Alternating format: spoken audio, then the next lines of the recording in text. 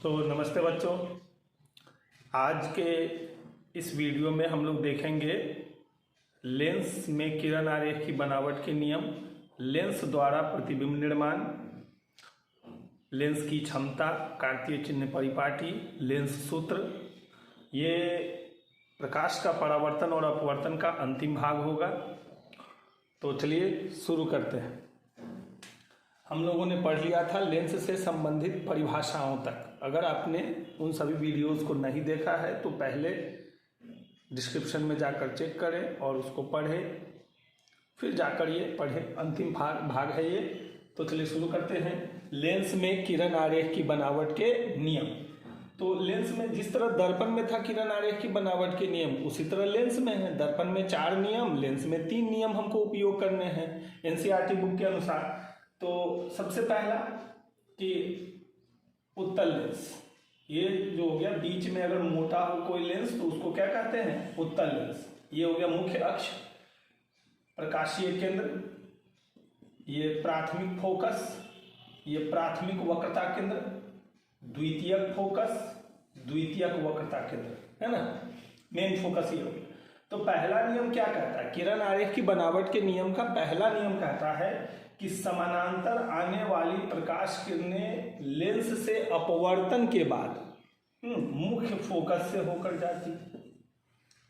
तो इसमें चाहे समानांतर प्रकाश किरण मुख्य अक्ष के समानांतर प्रकाश किरणें मुख्य अक्ष के ऊपर से जाए, नीचे से जाए, एक जाए, 1000 जाए, कोई बात नहीं, सभी जाकर वहां अपवर्तन के बाद जब निकलेगी तो कहां से होकर निकलेगी? मुख्य फोकस से होकर। तो इसी कारण तो इसको अभिसारी लेंस भी कहते हैं। अभिसारी लेंस क्यों कहते हैं अभिसारी? क्योंकि ये समानांतर प्रकाश किरण को एक जगह जमा भी कर देता है। तो ये किरण आरेख की बनावट का पहला नियम हो गया। किसमें? उत्तल लेंस में। अब अवतल लेंस में देखिए, तो अवतल लेंस में क्या हो गया? इसमें भी वही होगा कि मुख्य अक्ष के समानांतर के आने वाली प्रकाश किरणें लेंस से अपवर्तन के बाद अब यहां क्या हो जाएगा? मिलती हुई प्रतीत होती है।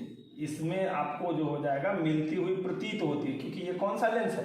अपसारी लेंस है। ये फैला देता है प्रकाश किरण को। देखिए इस तरह से समानांतर प्रकाश किरण आ रही है, ठीक है ना।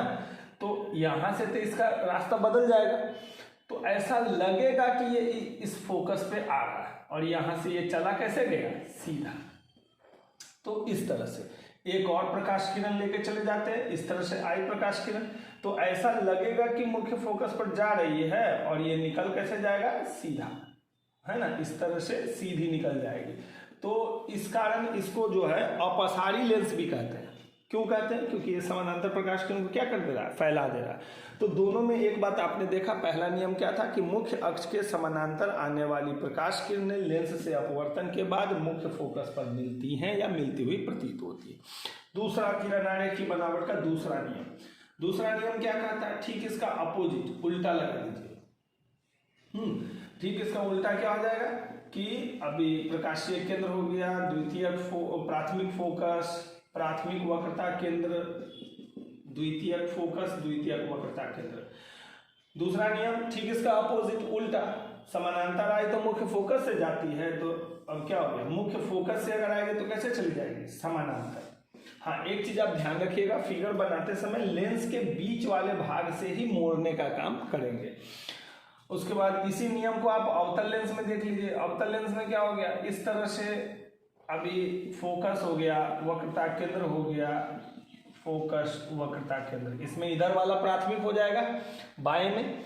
अब चलिए मुख्य फोकस से होकर आ रही है प्रकाश किरण, आपतित प्रकाश किरण को कहाँ ले जाना है? मुख्य फोकस पर ले जाना है। तो ये द्वितीयक है ना, द्वितीयक पर आती हुई प्रतीत हुई और इस तरह से क्या हो जाएगी? यहाँ से समानांतर हो जाएगी। मुख्य फोकस पर आने वाली प्रकाश किरणें मुख्य अक्ष के क्या हो जाती है? समानांतर। याद रखिएगा, बच्चा कभी कभी क्या करता है? इस फोकस से लेके चला जाता है, इस फोकस से नहीं जाएगा। ये प्राथमिक फोकस है, यहाँ पे अपवर्तन के बाद प्रकाश आएगा, है ना, अपवर्तन के बाद। अब उसके बाद यहां देखिए तीसरा जो आखिरी नियम होगा लेंस में किरण आरेख की बनावट का, तीसरा नियम क्या हो गया कि प्रकाशीय केंद्र से होकर आने वाली प्रकाश किरणें सीधी निकल जाती है। इस तरह से प्रकाशीय केंद्र से आ रही है ना तो सीधी निकल जाती है। वहां भी तो वही बात था ना कि जितना कोण बनाकर आती है उतना ही कोण बनाकर चली जाती है, तो यहाँ भी तो वही हो रहा है, उतना ही कोण बना के जा रही है। चलिए फिर अवतल लेंस में देख लेते हैं। तो अवतल लेंस में भी वही चीज हो जाएगा। यहाँ पर मुख्य प्रकाशीय केंद्र हो गया, जैसे प्रकाशीय केंद्र। चलिए तो समानांतर आई, प्रकाशीय केंद्र से होकर प्रकाश किरण आई और सीधी चली गई। तो बच्चों इस किरण आरेख की बनावट के नियम आपको अच्छे से आने चाहिए। इसी के आधार पर हम लोग अभी प्रतिबिंब निर्माण समझेंगे और उसकी प्रकृति समझेंगे। तो चलिए हम लोग प्रतिबिंब निर्माण शुरू करते हैं, पहले उत्तल लेंस में फिर अवतल लेंस में। तो उत्तल लेंस में प्रतिबिंब निर्माण है ना, उत्तल लेंस में प्रतिबिंब कैसे बनता है तो देखते हैं। पहले उत्तल लेंस में वस्तु को कहाँ कहाँ रखा जा सकता है, अभी ध्यान दीजिए। सबसे पहला ये उत्तल लेंस हो गया, इसमें वस्तु को कहाँ रखा जा सकता है। अभी किरण आरेख बनाते समय आपको एक सावधानी रखनी है कि ये जो F1, F2, C1, C2 ये सब जो देना है आपको, ये बराबर दूरी पर देना है, बिल्कुल इक्वल डिस्टेंस पर होना चाहिए। ये जब हो जाएगा तो बिल्कुल सही आपका फिगर बनेगा। तो चलिए अब ध्यान देते हैं। सबसे पहला कि वस्तु कहाँ हो सकता है, अनंत पर। तो जब वस्तु अनंत पर होगी तो हमने पढ़ रखा है कि अनंत से आने वाली प्रकाश किरणें क्या होती है, तो समानांतर होती है। तो हमने समानांतर प्रकाश लाया और हमको ये भी पता है कि किरण आरेख की बनावट बनाने के लिए, किरण आरेख बनाने के लिए कम से कम 2 किरणों की आवश्यकता होती है। तो हमने 2 किरण ले लिए, हमको दोनों किरण समानांतर ही लेना पड़ेगा। क्यों लेना पड़ेगा, क्योंकि अनंत से आने वाली प्रकाश किरणें हमेशा क्या होती हैं, समानांतर होती हैं। और ये अपवर्तन के बाद अब कहाँ से जाएगा, तो मुख्य फोकस से जाएगा। तो अभी हमने पढ़ा है, अभी पढ़ा है कि मुख्य अक्ष के समानांतर की प्रकाश किरणें अपवर्तन के बाद मुख्य फोकस से होकर जाती है। तो हमने इसको मुख्य फोकस से गुजार दिया और हमने पहले से पढ़ रखा है कि अपवर्तित या लेंस से या दर्पण से, है ना, निकलने के बाद, परावर्तन या अपवर्तन होने के बाद जो किरण होती है वो जहां मिलती है वहीं पे प्रतिबिंब बनता है। तो आप यहाँ देख रहे हैं कि अपवर्तन होने के बाद ये दोनों किरण कहाँ मिली एक दूसरे से, मुख्य फोकस पर। तो सिंपल है, जब वस्तु अनंत पर होगा तब प्रतिबिंब कहाँ बनेगा, मुख्य फोकस पर बनेगा। अब देखिए वस्तु कैसा बना है, तो बिल्कुल बिंदु के आकार का, एकदम छोटा सा। सचमुच में मिला है तो वास्तविक, तो इसका अभी क्या क्या हो जाएगा, और वास्तविक है तो उल्टा हो ही जाएगा। तो इसका प्रकृति क्या क्या हो जाएगा, ये जो प्रतिबिंब बना है कि जब वस्तु कहाँ हो, अनंत पर, जब वस्तु अनंत पर, किसके सामने, उत्तल लेंस के सामने, तो प्रतिबिंब की प्रकृति क्या होगी, जब प्रतिबिंब की प्रकृति क्या क्या होगी, तो F पर, कहाँ बना, F पर वास्तविक, ठीक है। उसके बाद उल्टा बना है ना, उल्टा, और उसके बाद और बताइए अभी बहुत छोटा। तो ये इसकी प्रकृति हो गई। तो इसमें याद क्या करना है, ये तो बनाते ही आपको समझ में आने लगेगा ना।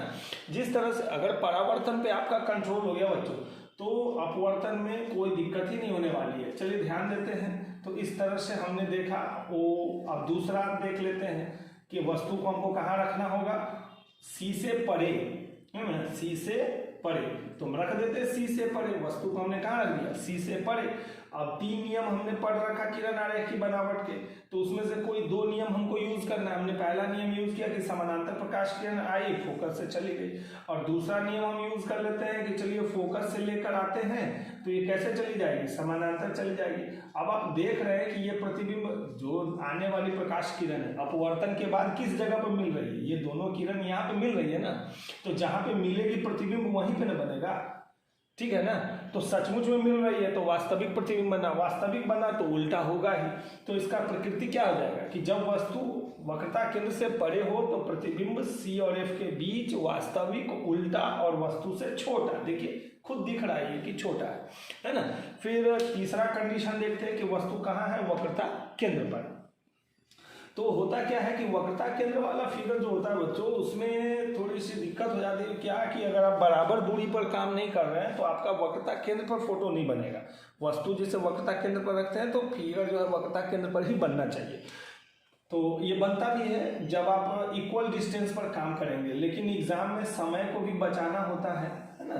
परीक्षा में समय को बचाना तो होता है भाई, क्वेश्चन आ रहा है और समय ही खत्म हो गया तो फिर उस क्वेश्चन के आने से कोई फ़ायदा नहीं है। ऐसा होता ही है, कई बार अनेक बच्चों का ऐसा छूट जाता है क्योंकि वो टाइम मैनेजमेंट नहीं कर पाते। तो हम उसका भी ट्रिक आपको बताते हैं कि अगर ये पूछ दिया कि भाई वस्तु कहाँ है, वक्रता केंद्र पर, उत्तल लेंस के सामने वस्तु वक्रता केंद्र पर है, तो उसका प्रतिबिंब कहाँ बनेगा। तो पहले तो अंदाजन क्या कीजिए, या अगर स्केल से आपके पास इतना समय है तो आप स्केल से जो है सही सही डिस्टेंस लीजिए, तब तो फिर कोई बात ही नहीं है। वस्तु हमने रख दिया वक्रता केंद्र पर, ठीक है ना। 2 प्रकाश की किरण लानी है तो एक प्रकाश की किरण समानांतर आ गई, चलिए अब ये मुख्य फोकस से होकर चली गई। और दूसरा नियम, तो चलिए अब मुख्य फोकस से ले जाइए या प्रकाशीय केंद्र से ले जाइए। तो मुख्य फोकस से नहीं, अब चलिए प्रकाशीय केंद्र से ही ले जाते हैं, लेकिन ये लंबा हो जाएगा, पता नहीं मिलेगा कि नहीं। अब देखिए, अब आप देख रहे हैं कि हम यहाँ ले गए तो हमारा क्या हुआ कि प्रतिबिंब वक्रता केंद्र के बाहर बन गया, तो ये गड़बड़ हो गया ना। अगर एग्जाम में हम ऐसा बना देंगे तो फिर ये गलत हो जाएगा। तो देखिए, इससे बचने का क्या उपाय है, या तो हम स्केल का यूज करके काम करें, और नहीं तो देखिए अब हम क्या करने जा रहे हैं। खूब ध्यान से देखिएगा, इस परीक्षा में पूछता है, कुछ ज़्यादा ही पूछ देता है। OF2 C2 F1 C1। अब वस्तु हमने वक्रता केंद्र पर रख दिया, तो हम C2 क्या करेंगे ना, पहले C2 हम लिखेंगे ही नहीं, वस्तु वक्रता केंद्र। अभी हम क्या कर रहे हैं, समानांतर प्रकाश किरण आई, फोकस से गई, प्रकाशीय केंद्र से होकर गई और सीधी चली गई, और जहां पे मिली ना आप वहां पे प्रतिबिंब बना दो और वहीं पे लिख दो C2। वो कोई मेजरमेंट करके तो देखने नहीं जा रहा है, उसको पता है। लेकिन हाँ, एक बात है, मेजरमेंट अगर सही रखेंगे तो आपका साइज जो है ना ये वाला, ये बिल्कुल सही सही आएगा, एकदम इक्वल आएगा। अभी आपको ये बड़ा दिख रहा होगा, क्यों, क्योंकि ये देखिए ये दूरी बढ़ गई है, ये दूरी कम है ना। तो ये होता है, तो इस तरह से काम हमको करना होगा। प्रकाशीय केंद्र इस बिंदु से लेकर जाना चाहिए था, अभी ये यहाँ से जा रहा है, देखिए इस कारण, है ना। अगर ये यहाँ से जाता तो ये खुद ब खुद यहाँ मिल जाता, तो इस तरह से होता है। चलिए, तो इसका प्रकृति समझ गए। अब उसके बाद अगला क्वेश्चन देखते हैं, अगला पोजीशन देखते हैं, सॉरी, कि वस्तु कहाँ रखी गई है। तो OF2 C2 F1 C1, वस्तु को C और F के बीच में, तो वस्तु C और F के बीच में है, तो समानांतर किरण आई और इस तरह से फोकस से होकर चली गई, और उसके बाद आप प्रकाशीय केंद्र से लेकर चले जाइए और ये सीधा जो है निकल जाएगी। तो ये कहाँ बनेगी, C के परे, C के परे। तो C के परे है, वास्तविक है, कैसा है, तो इससे बहुत बड़ा है, उल्टा है, वास्तविक है तो उल्टा तो होगा ही। चलिए फिर अगला पोजीशन देखते हैं। अब वस्तु को कहाँ रख सकते हैं, F पर रख लेते हैं, वस्तु को F पर, बिल्कुल आसान है। देखिए ध्यान दीजिए, वस्तु को हमको कहाँ रखना है, F पर। तो इस तरह से चलिए, OF2 C2 F1 C1, वस्तु को रख दिया F पर, है ना। F पर वस्तु को रख दिया, समानांतर प्रकाश किरण आई, ये फोकस से होकर चली गई, और दूसरा प्रकाशीय केंद्र से लेकर आई, ये सीधी निकल गई। अब ये देखिए, F पर है तो प्रकाश किरण कैसे जा रही है, समानांतर जा रही है ना, तो प्रतिबिंब कहाँ बनेगा, अनंत पर। तो एक चीज आप ध्यान दे रहे होइएगा कि जिस तरह अवतल दर्पण में 6 पोजीशन का 6 अलग अलग फिगर बनता था, उसी तरह से अवतल दर्पण का जो जो कंडीशन था वो सारा कंडीशन यहाँ आपको दिख रहा है, किसमें, उत्तल लेंस में, ठीक है ना। अवतल दर्पण और उत्तल लेंस दोनों का प्रॉपर्टीज मैच कर रहा है, ठीक है। अब देखिए, अब हमको पोजीशन वस्तु का कहाँ रखना है, F और O के बीच में रख लेते हैं, F और O के बीच में। तो चलिए देखते हैं, फिर ध्यान देते हैं, F और O के बीच, तो OF2 C2 F1 C1। देखिए, इसको हम थोड़ा तेजी में इसलिए पढ़ा रहे हैं क्योंकि ये वीडियो आखिरी भाग है और पहले भी आप इससे संबंधित सारी बातें पढ़ चुके हैं। तो जैसे ही आप उन सभी भागों को अच्छे से देख लेते हैं तो ये आपको खुद ब खुद आसानी से समझ में आने लगता है और याद हो जाता है। तो चलिए, हमने इसके F और O के बीच में रख दिया, समानांतर प्रकाश किरण आई तो ये कहाँ से होकर जाएगी, मुख्य फोकस से, और एक प्रकाशीय केंद्र से लेकर चले जाते हैं। अब देखिए, ये आगे जाके फैल रहा है ना, तब तो ये कहीं मिलेगा नहीं। जैसे जैसे आगे बढ़ाएंगे दूरी क्या होती चली जाएगी, बढ़ती चली जाएगी। तो इसके लिए हमको क्या करना पड़ेगा, इसको पीछे यहाँ इमेजिन करेंगे तो ये दिखेगा पीछे, इस तरह से हमको पीछे जो है इसका फोटो अंदर में दिखाई देगा। तो इसका प्रतिबिंब काल्पनिक बना है ना, और लेंस के पीछे या वस्तु के पीछे है ना, लेंस या वस्तु के पीछे प्रतिबिंब। जब वस्तु एफ और ओ के बीच हो उत्तल लेंस में तो प्रतिबिंब कहाँ बनता है, वस्तु के पीछे, काल्पनिक, सीधा और वस्तु से बड़ा। अब देखते हो इंस्ट्रूमेंट बॉक्स, औजार बॉक्स में जो रहता है ना लेंस देता है, तो उससे आप कभी कुछ अक्षर या ये सब देखिएगा तो वो बड़ा बड़ा दिखता है। बस यही कंडीशन तो है। वहाँ आप छपे हुए अक्षर को, किताब जो है उसको एफ और ओ के बीच में ले आते हैं, उसका फिगर यहाँ से जब हम देखते हैं, इस तरह से जब हम यहाँ से देखते हैं तो हमको अंदर में जो है बड़ा बड़ा अक्षर दिखाई देता है। तो आप उत्तल लेंस का एक उपयोग भी समझ गए कि इसका उपयोग रीडिंग लेंस के रूप में होता है, पढ़ने वाले लेंस के रूप में। क्यों किया जाता है, छोटे छोटे अक्षर को देखने के लिए क्यों किया जाता है, क्योंकि ये सीधा, काल्पनिक और बड़ा प्रतिबिंब बना सकता है। तो इस तरह से हमने देखा उत्तल लेंस का 6 पोजीशन। अब हम देखते हैं अवतल लेंस में प्रतिबिंब निर्माण। अवतल लेंस में प्रतिबिंब कैसे बनता है, इस क्रिया को समझते हैं। तो अवतल लेंस में देखिए बच्चों, आपको अवतल लेंस में थोड़ा कंफ्यूज भी कर सकता है एग्जाम में। अब इसमें भी तो ये कंडीशन है O, F2, C2, F1, C1। अब आपको एग्जाम में क्या कंफ्यूजन दे सकता है कि बोल देगा, ऐसे तो 2 ही बातें होती है इसमें, अवतल लेंस में 2 ही पोजीशन है ऑब्जेक्ट का, वस्तु का 2 ही स्थिति है। एक वस्तु अनंत पर और दूसरा कि वस्तु मुख्य अक्ष पर कहीं भी हो। लेकिन एग्जाम में आपको कंफ्यूज कर, देखिए बोर्ड एग्जाम है ना, तो थोड़ा तो ट्विस्ट करेगा क्वेश्चन को, आपके कॉमन सेंस को तो चेक करेगा ना। तो वहाँ पे कभी कभी ये हो सकता है कि बोल दे सकता है कि वस्तु जो है अवतल लेंस के सामने वक्रता केंद्र और मुख्य फोकस के बीच रखा हुआ, या मुख्य फोकस पर रखा हुआ, या वक्रता केंद्र पर रखा हुआ। तो कहीं भी रख दीजिए, कोई फर्क नहीं पड़ता है, प्रतिबिंब वहीं बनेगा जहां पहले बनता था। यानी कि इसमें प्रतिबिंब 2 ही जगह पे बनता है। जब वस्तु अनंत पर हो, जैसे वस्तु यहाँ कहाँ है, अनंत पर है, तो अनंत से जब भी प्रकाश किरण आएगी तो कैसे आएगी, समानांतर। और हमने पढ़ा है कि जब समानांतर प्रकाश किरण आती है तो इसमें क्या होगा, मुख्य फोकस पर आती हुई प्रतीत होगी। इस तरह से लगेगा ना कि मुख्य फोकस पर आ रही है, और ये वहां से होगा क्या, तो ये सीधा निकल जाएगा। इसीलिए तो इसको अपसारी लेंस भी कहते हैं, क्योंकि ये पसार देता है, प्रकाश को क्या करता है, पसार देता है। अब देखिए यहाँ पर तो प्रतिबिंब कहाँ बना बताइए, मुख्य फोकस पर बना, काल्पनिक बना, सीधा बना। जब काल्पनिक है तो सीधा होगा, है ना। अब दूसरा देखते हैं पोजीशन। दूसरा पोजीशन इसमें देखते हैं कि अवतल लेंस के सामने वस्तु जो है प्रकाशीय मुख्य अक्ष पर कहीं भी रख दिया जाए तो प्रतिबिंब कहाँ बनेगा, वो देखते हैं। ये कंडीशन समझ गया पहला। चलिए अब दूसरा कंडीशन देखते हैं, है ना। वो ध्यान से देखिए, समझिए, बहुत आसान है। हर बार एग्जाम में तो एक किरण आरेख पूछता ही पूछता है। अब वो दर्पण से पूछ दे या लेंस से पूछ दे, कहीं ना कहीं से तो उसको पूछना ही है ना। और ये आपके फिजिक्स का मोस्ट इम्पोर्टेंट पार्ट भी है। और लेंस वाला हिसाब जितना अच्छे से समझ लेंगे तो जो फिजिक्स का दूसरा पार्ट है आपका मानव नेत्र, वो आपको बहुत आसानी से समझ में आ जाएगा, क्योंकि आपको पता ही है कि चश्मे में, है ना, लेंस का उपयोग होता है। तो चलिए इसको देखते हैं कि वस्तु मुख्य अक्ष पर, अवतल लेंस के सामने वस्तु कहाँ है, मुख्य अक्ष पर रखते हैं। मुख्य अक्ष पर कहीं भी रख दिए, यहाँ रख दिए, ठीक है। अब देखते हैं कि इसका प्रतिबिंब कहाँ बनेगा। समानांतर प्रकाश किरण आई तो ऐसा लगेगा ये फोकस पर जाएगी, इस तरह से निकल। और दूसरा, प्रकाशीय केंद्र से लेके चले जाओ ना, बिल्कुल आसान है। आप प्रकाशीय केंद्र से लेकर चले गए, वो सीधी निकल गई, तो ऐसा लगा कि एफ और ओ के बीच, ठीक है ना, एफ और ओ के बीच हो गया, वहीं पे तो बन रहा, एफ और ओ के बीच बना, काल्पनिक बना, सीधा बना, वस्तु से छोटा बना। देखिए, है ना।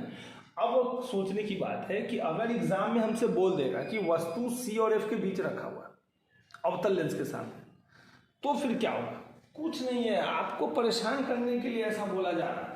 चलिए अब इसी में हम वस्तु को सी और एफ के बीच रख लेते हैं, इसी फिगर में, ताकि आपको समझने में दिक्कत ना हो। हमने रख दिया वस्तु को सी और एफ के बीच में, ठीक है। तो एक प्रकाश किरण समानांतर तो जाएगी इस तरह से, और दूसरा हम लेके चले जाते हैं प्रकाशीय केंद्र से। अब देखिए प्रतिबिंब फिर से कहां बन रहा है, सी और एफ और ओ के बीच बन रहा है। काल्पनिक है, सीधा है, वस्तु से छोटा है, यानी कि अवतल लेंस के सामने मुख्य अक्ष पर वस्तु को कहीं भी रखा जाए उसका प्रतिबिंब एफ और ओ के बीच में ही बनेगा। तो इस तरह से हमने देखा लेंस में, लेंस द्वारा प्रतिबिंब निर्माण, उत्तल और अवतल लेंस द्वारा, और उसकी प्रकृति। अब हमको समझना है चिन्ह परिपाटी। आपने पहले से ही पढ़ रखा है चिन्ह परिपाटी। इस तरह से चिन्ह परिपाटी एक मोस्ट इम्पॉर्टेंट पोर्शन है। इसी के आधार पर आप न्यूमेरिकल बनाते हैं, या कई सारे बच्चों ने न्यूमेरिकल का जवाब भी दिया, बहुत अच्छा लगा कि आप अच्छे से समझ रहे हैं, न्यूमेरिकल भी शुरू से ही बना रहे हैं, तो बाद में आपको परेशानी नहीं होगी। एग्जाम के समय में न्यूमेरिकल के लिए आपको परेशान नहीं होना पड़ेगा। और तो इस तरह से चलिए अच्छी बात है। तो इसमें चिन्ह परिपाटी के नियम देख लेते हैं। हो गया, ये हमारा हो गया उत्तल लेंस, ठीक है। अब हमको पता है कि ये मुख्य फोकस इसका दाएं में है, दाएं में होता है ना भाई। आपतित प्रकाश किरण तो इधर से ही आएगी, बाएं से दाएं, है ना। तो बाएं से दाएं तो ठीक है, बाएं से दाएं चली गई। तो अब ये मुख्य फोकस यहीं पे मिलेगी ना, तो ये इसका मुख्य फोकस हो जाएगा ना, ठीक है ना। तो बस हो गया। चलिए अब ध्यान देते हैं, इसको इरेज कर दिए इसी तरह, ताकि आप सॉरी। अब देखिए ओ से एफ तक ये जो दूरी हो गया, इसको क्या कहेंगे, फोकस दूरी। ओ से सी तक वक्रता त्रिज्या। अब कहीं प्रतिबिंब, चलिए कहीं भी रख देते हैं, सी और एफ के बीच में रख देते हैं, तो इसका प्रतिबिंब बनेगा कहाँ, सी से परे। तो ये जो दूरी है वस्तु, ये वस्तु रख दिया, तो वस्तु की दूरी u, और ये प्रतिबिंब की दूरी, तो प्रतिबिंब की दूरी को किससे सूचित करते हैं, v से। ये वस्तु की ऊंचाई h1, ये प्रतिबिंब की ऊंचाई h2। अब आपने पहले ही पढ़ रखा है ना कि बाईं ओर की सारी दूरियां माइनस में, क्योंकि ये कौन सा अक्ष है, x डैश है, ये क्या है x है, और ये क्या है y, और ये हो गया y डैश। तो x डैश के अलोंग जो भी दूरी होती है वो माइनस में होती है ना, तो u किस में होगा, माइनस में होगा। जो बच्चे पहले वाले भाग देख चुके हैं, है ना, उसमें हमने बताया था कि चाहे कोई भी दर्पण हो या कोई भी लेंस हो, वस्तु की दूरी हमेशा किस में होती है, माइनस में होती है, क्योंकि वस्तु हमेशा बाईं ओर रखा जाता है ना बच्चों, ये हमने पहले ही बताया था। चलिए अभी आपको पता चल गया h1 प्लस में, क्योंकि वस्तु तो हमेशा किधर है, ऊपर की ओर। अब ये सब देखिए तीनों दाईं ओर चला गया, तो ये सब प्लस में हो जाएगा, ये सब प्लस में।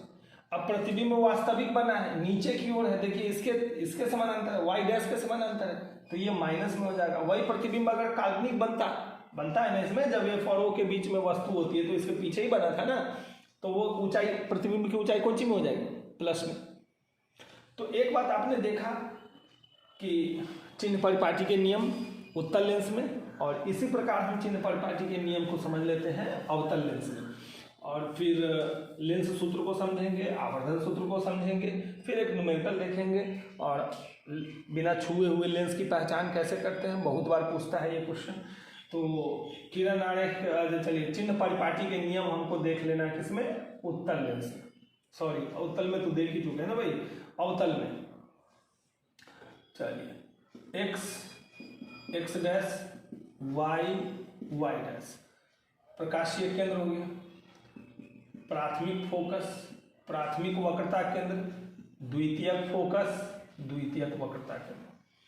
अब वस्तु को इधर कहीं भी रख देते हैं, तो आपको तो पता है कि इसका प्रतिबिंब इसी बीच में बनेगा, एफ और ओ के बीच में बनेगा, एफ और ओ के बीच में बनेगा ना, अभी भी तो हमने देखा। तो इसका मुख्य फोकस किधर है, बाईं ओर, तो ये हो गया फोकस दूरी माइनस में। ये क्या है, सी, वक्रता त्रिज्या माइनस में। ये देखिए बिंब की दूरी किधर है, बाईं ओर है, माइनस में। ये वस्तु की ऊंचाई प्लस में, ये प्रतिबिंब की ऊंचाई प्लस में, h2 प्लस में। तो आपने देखा कि इसमें केवल क्या हो रहा है, केवल जो है अभी h1 और h2 प्लस में, बाकी सारी दूरियां किधर आ रही है, बाईं ओर। अच्छा, प्रतिबिंब की दूरी ये भी तो माइनस में ना, प्रतिबिंब की दूरी ये भी माइनस में, ठीक है ना। तो इस तरह से हम चिन्ह परिपाटी लेंस में समझे। अब हमको समझना है लेंस सूत्र, आवर्धन सूत्र। ध्यान देते हैं बहुत आसान से। तो लेंस सूत्र इसमें क्या हो जाएगा, जिस तरह से दर्पण सूत्र आपने पढ़ रखा है, क्या पढ़ा, 1/v plus 1/u is equal to 1/f। ये दर्पण सूत्र हो गया, और इसको हटा दीजिए, यहाँ पे माइनस लगा दीजिए, ये हो गया लेंस सूत्र। सिंपल। जिसमें v क्या है, प्रतिबिंब की दूरी, u क्या है, वस्तु दूरी, f क्या है, फोकस दूरी, ठीक है ना। चलिए, तो ये हुआ लेंस सूत्र। अब बच्चों हमको देखना है आवर्धन सूत्र। तो आवर्धन किसे कहते हैं, पहले से पता आपको, प्रतिबिंब की ऊंचाई और वस्तु की ऊंचाई के अनुपात को आवर्धन कहते हैं, ठीक है ना। आवर्धन, इसका कोई मात्रक नहीं होता, ठीक है ना, क्योंकि अनुपात का कोई मात्रक नहीं होता। ये सभी बातें मैं पहले ही बता चुका हूँ। तो m is equal to h2/h1, ये तो इसका पहला फॉर्मूला हो गया, जैसे दर्पण में हुआ करता था उसी तरह। दूसरा m is equal to -v/u, ये होता था दर्पण में, और इस माइनस को हटा दिए तो अब ये आवर्धन का फॉर्मूला हो गया लेंस में, ठीक है ना। m is equal to 1 - v/f, ये उसी की तरह दर्पण में भी यही था, लेंस में भी यही है। तो ये आवर्धन सूत्र हो गया, ठीक है ना, प्रतिबिंब की ऊंचाई और वस्तु की ऊंचाई का अनुपात। अब हमको समझना है लेंस की क्षमता। ये मोस्ट इंपॉर्टेंट टॉपिक है लेंस से। शायद ही कोई ऐसा बोर्ड एग्जाम हो जिसमें कम से कम 1-2 मार्क्स का क्वेश्चन ना पूछा हो, इससे ऑब्जेक्टिव हो, शॉर्ट क्वेश्चन हो, लेंस की क्षमता से क्वेश्चन पूछा ही जाएगा। तो चलिए ध्यान देते हैं, इसको खूब ध्यान से देखिएगा। लेंस की क्षमता देखिए, और आपको इस फार्मूला का उपयोग मानव नेत्र तथा दृष्टि दोष में भी होगा, वहाँ पे लेंस की क्षमता का उपयोग किया जाएगा इस फार्मूला का। तो इसलिए खूब ध्यान से देखिएगा। लेंस की क्षमता, इसको अंग्रेजी में कहेंगे पावर ऑफ लेंस, है ना, पावर ऑफ लेंस, पी से सूचित करेंगे। और इसका मात्रक क्या होता है, तो मात्रक होता है डायोप्टर। अब इससे क्वेश्चन क्या क्या पूछा जाता है, लेंस की क्षमता से क्या समझते हैं, डायोप्टर क्या होता है, एक डायोप्टर से क्या समझते हैं, और फोकस दूरी दे देगा, कहेगा लेंस की क्षमता निकाले, लेंस की क्षमता दे देगा, फोकस दूरी कहेगा निकालने की। तो यही 4-5 तरह के क्वेश्चन इससे पूछे जा सकते हैं। तो लेंस की क्षमता क्या होती है, तो फोकस दूरी के व्युत्क्रम को लेंस की क्षमता कहते हैं, ठीक है ना। फोकस दूरी के व्युत्क्रम को, यानी कि फोकस दूरी बढ़ेगी तो लेंस की क्षमता घटेगी, फोकस दूरी घटेगी तो लेंस की क्षमता बढ़ेगी। देख लीजिए, बटा में है ना, तो हर बढ़ेगा तो वैल्यू क्या हो जाएगा, घटेगा। इसीलिए तो आप देखते होइएगा कि जिस आदमी के आँख का लेंस का पावर ज़्यादा होता है तो उसका चश्मा मोटा होता है। क्यों, क्योंकि मोटे लेंस का फोकस छोटा होता है। तो फोकस घटेगा तो पावर बढ़ेगा, फोकस बढ़ेगा तो पावर घटेगा, ठीक है ना। तो लेंस की क्षमता का परिभाषा समझ गए, फोकस दूरी के व्युत्क्रम को लेंस की क्षमता कहते हैं। तो सिंपल है कि P बराबर 1/f, और f क्या हो गया, दूरी हो गया, और दूरी का ऐसा ही मात्रक क्या होता है, मीटर। तो क्या हो जाएगा, 1/मीटर, यानी कि इसी को हम क्या लिख सकते हैं, प्रति मीटर। तो प्रति मीटर को हम क्या कहते हैं, डायोप्टर। इसी प्रति मीटर को क्या कहा जाता है, डायोप्टर। तो आपसे पूछ दिया डायोप्टर से क्या समझते हैं, तो लेंस की क्षमता का ऐसा ही मात्रक डायोप्टर होता है, प्रति मीटर को डायोप्टर कहते हैं। तो एक डायोप्टर किसे कहेंगे, तो सिंपल है 1 मीटर। फोकस दूरी अगर 1 मीटर होगी तो लेंस की क्षमता क्या कहलाएगी, 1 डायोप्टर, ठीक है ना। तो इससे रिलेटेड आप परिभाषा को समझे। पूछ देगा डायोप्टर का लेंस की क्षमता का ऐसा ही मात्रक क्या होता है, तो सिंपल है डायोप्टर होता है, डी होता है। हाँ, कभी कभी क्वेश्चन में आप कंफ्यूज मत होइएगा, कभी कभी ऐसा पूछ देता d बराबर डैश सेंटीमीटर, ये क्वेश्चन अलग है। ये स्पष्ट दर्शन की न्यूनतम दूरी है, मानव नेत्र तथा दृष्टि दोष में इसको पढ़ेंगे, वहां पे हो जाएगा 25, है ना, स्पष्ट दर्शन की न्यूनतम दूरी, ये अलग चीज है। ये हो गया d बराबर प्रति मीटर, पावर माइनस में हो गया तो वो प्रति हो गया, ठीक है ना। तो बच्चों ऐसे तो आपको ऑप्शन देता ही है 4, तो आपको वहाँ दिक्कत नहीं होगी 4 ऑप्शन में से। और जब हम मानव नेत्र पढ़ेंगे तो फिर आपको फिर इस टॉपिक को और अच्छे से समझ जाइएगा वहाँ पे। तो आइए शुरू करते हैं। लेंस की क्षमता से रिलेटेड न्यूमेरिकल दे दिया, f is equal to -20 centimetre, p is equal to what, simple, p is equal to 1/f। और ये चूंकि सेंटीमीटर में दिया है और फिजिक्स का क्या रूल है कि यहाँ पे हमको क्या करना पड़ेगा, सबको एसआई मात्रक में बदलना पड़ेगा, यानी कि दूरी सेंटीमीटर का एसआई मात्रक क्या हो जाएगा, मीटर। 9th क्लास में पढ़े आप, तो इसको आप यहाँ भी चेंज कर सकते हैं या यहाँ भी कर सकते हैं, कोई दिक्कत नहीं। चलिए यहीं पे कर देते हैं, क्या दिक्कत है। 1/-20 और बाई 100 सेंटीमीटर को मीटर में बदलने के लिए क्या करना पड़ता है, 100 से भाग। और हमने पहले से पढ़ रखा है कि भाग में क्या होता है, उलट जाएगा, -20 या × 100 उलट जाएगा ना, ये मुख्य बट्टा हो गया। तो भाग देते हैं तो क्या करते हैं, नीचे वाले को ऊपर, ऊपर वाले को नीचे, तो 100 को ऊपर लेगा, 20 को नीचे रख दिया। अब 20 से ही कट गया 5 बार, बराबर -5 डायोप्टर आंसर, ठीक है ना। अब कहेगा कि लेंस की क्षमता निकालिए, अब बताइए कौन लेंस है।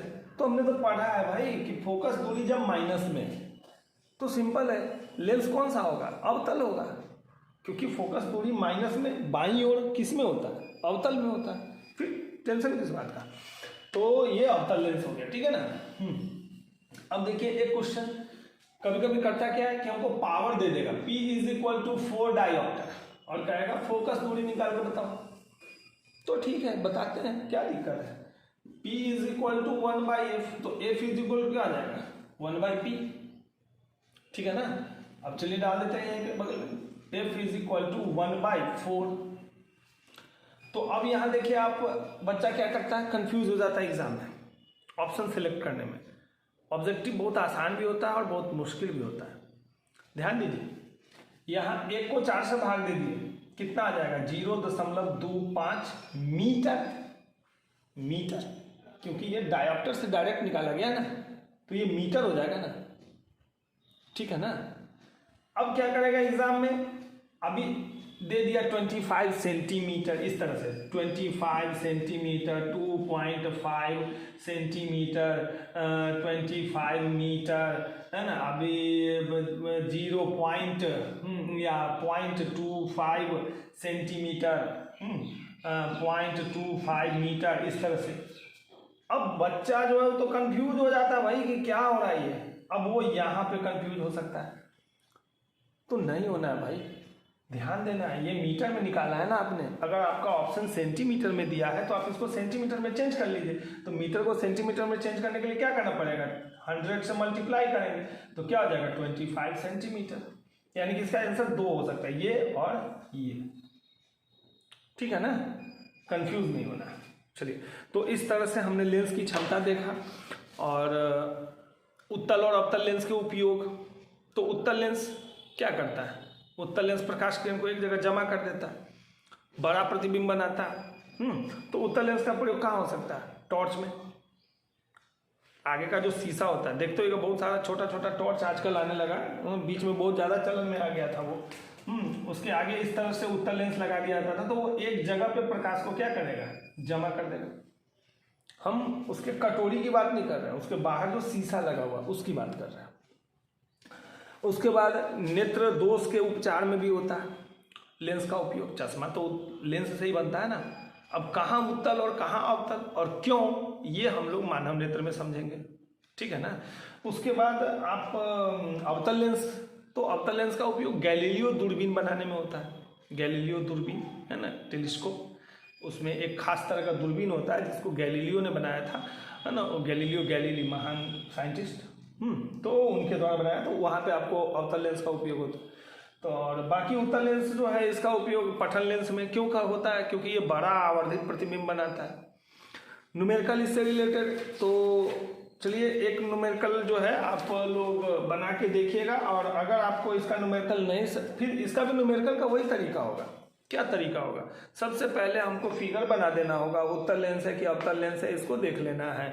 चिन्ह परिपाटी के अनुसार उसका यू भी एफ तीनों में से जो मान दिया है वो रख दीजिए और उसका आंसर निकाल दीजिए। न्यूमेरिकल कैसे बनाया जाता है प्रकाश का, ये हमने सिखाया है पहले वाले वीडियो में, तो उसको देखें अगर आपने नहीं देखा है, और अगर आपने देखा है तो एक न्यूमेरिकल मैं देता हूँ, आप बना के दें। बहुत अच्छा लगता है जब आप बना के कमेंट में उसका आंसर डालते हैं, तो बहुत खुशी होती है कि चलिए आपका न्यूमेरिकल भी साथ साथ होते जा रहा है। बहुत सारे बच्चे नहीं बना पाते हैं, तो कमेंट में लिख दीजिएगा कि हाँ नहीं बन पा रहा है, तो मैं न्यूमेरिकल के लिए अलग से सेपरेट वीडियो बनाऊंगा। लेकिन न्यूमेरिकल कोई बहुत बड़ी चीज़ नहीं है, अगर ईमानदारी से थ्योरी पे कंसेप्ट हो जाएगा।